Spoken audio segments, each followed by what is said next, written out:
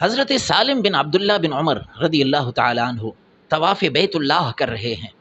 ہشام بن عبد الملک بن مروان، یہ اس وقت خلیفۃ المسلمین تھا، بادشاہ وقت تھا، یہ بھی وہاں طواف کرنے کے دوران میں ایک دوسرے سے ملاقات ہوئی تو ہشام بن عبد الملک نے کہا سالم بن عبداللہ بن عمر بن خطاب رضی اللہ تعالیٰ عنہ سے کہ آپ کو کچھ ضرورت ہو تو مجھے ارشاد فرمائیں، کچھ بھی ضرورت ہو میں آپ کی خدمت کے لیے حاضر ہوں۔ تو حضرت سالم بن عبداللہ نے فرمایا اللہ کے گھر کسی دنیا دار سے میں کچھ مانگوں، مجھے اس سے حیا آتی ہے۔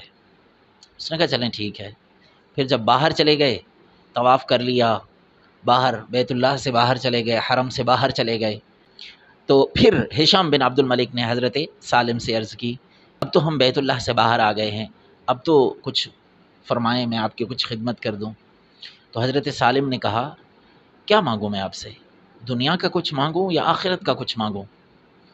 تو اس نے کہا آخرت کا تو میں مالک نہیں ہوں، دنیا کا ہی مانگ لیں۔ کہا دنیا کے مالک سے دنیا نہیں مانگی ہم نے، تم کون ہوتے ہو، تم سے کیا دنیا مانگے؟